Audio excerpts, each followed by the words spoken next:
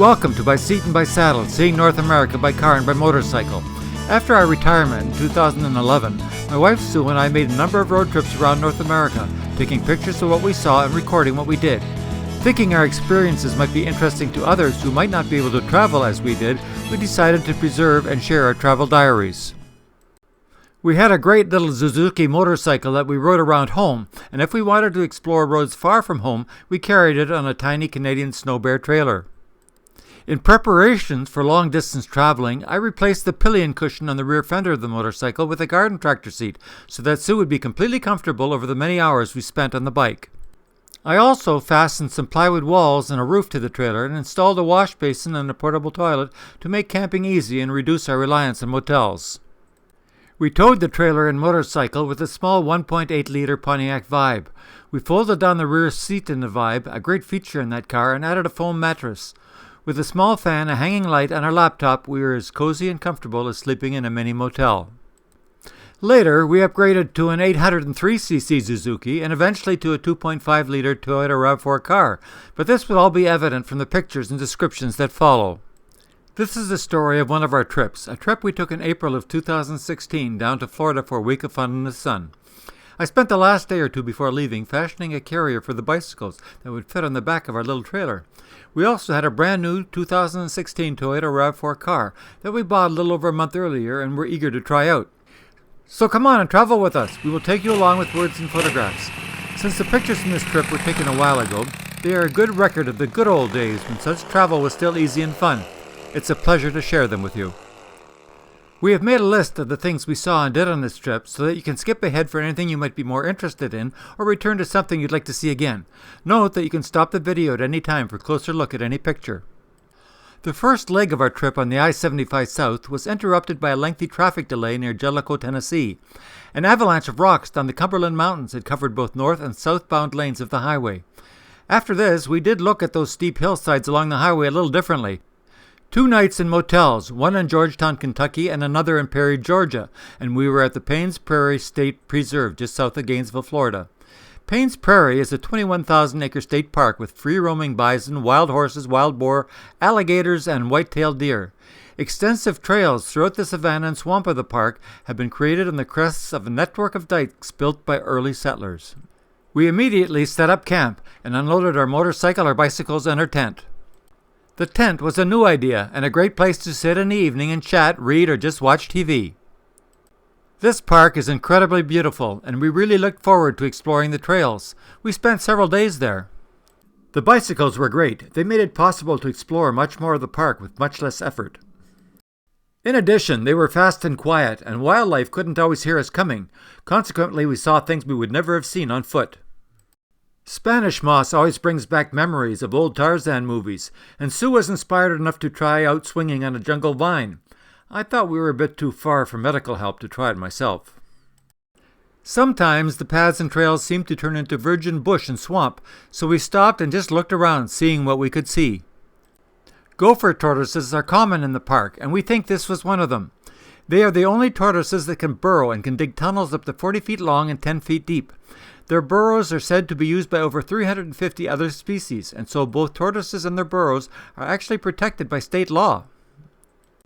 Can you spot the alligator in this picture? Not really a worry to us, but it did make the Stay on Designated Paths note on the sign seem a lot more important.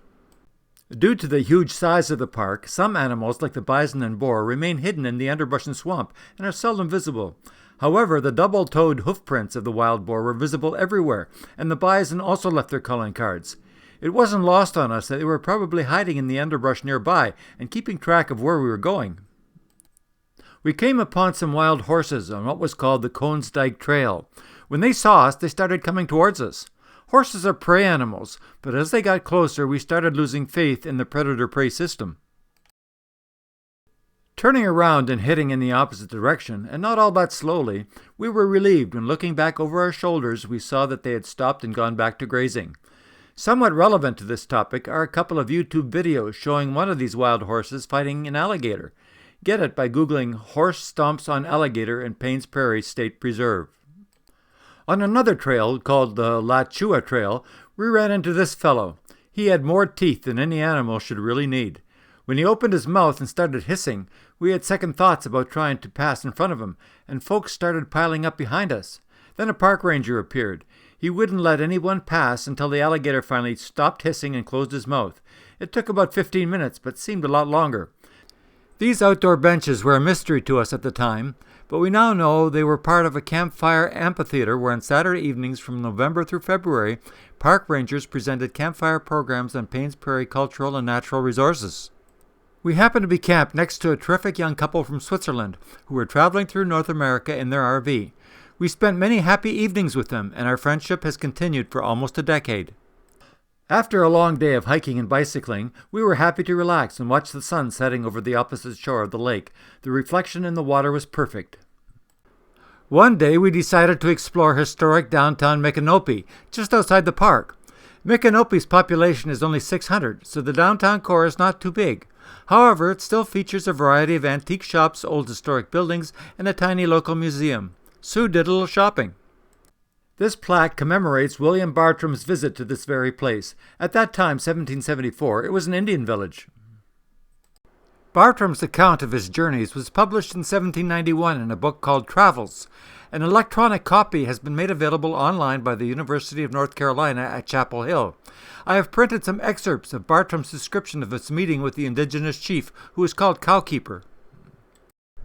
The weather was perfect for cruising on the motorcycle. We would fill it up with gas, plug in our GPS, then settle back and just idle along the small country roads that meander through Florida's hinterland.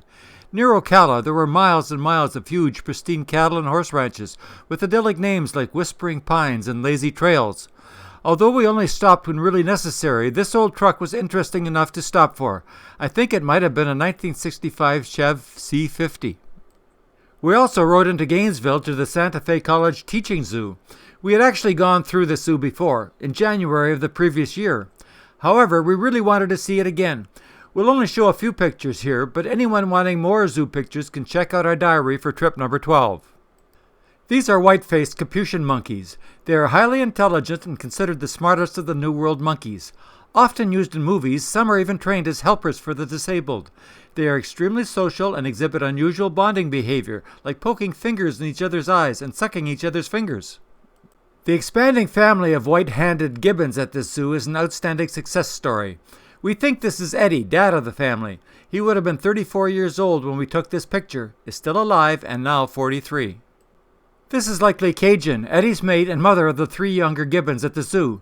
She would have been 24 years old in this picture, is also still alive, and is now 33. We think this was one of Eddie and Cajun's offspring. Don't know if it was a boy or a girl, but sure seemed double-jointed. We photographed these 2 American alligators as well. They must have been the long-term residents named Brutus and Rainbow. Couldn't believe all these turtles climbing out of the water. Don't know why. Maybe Brutus and Rainbow had just come in for a swim. Well, it's time to move on to part 2. In part 2, we spend a memorable evening in Gainesville, where an Irish music and dance ensemble, Celtic Nights, presented a moving portrayal of the Easter Rising in Ireland in 1916. Another trip highlight was the Camp Landing Museum and Memorial Site in Stark, about 45 miles north of our base at Paynes Prairie Preserve. In the 1940s, it was the largest military installation in Florida and trained about 1 million men. On another day, we ride west to the Gulf of Mexico and visit Cedar Key, the only town in the Cedar Key archipelago and the second oldest town in Florida. Interesting stops shortened our long drive home, one being a car cruise night in Cleveland, Tennessee.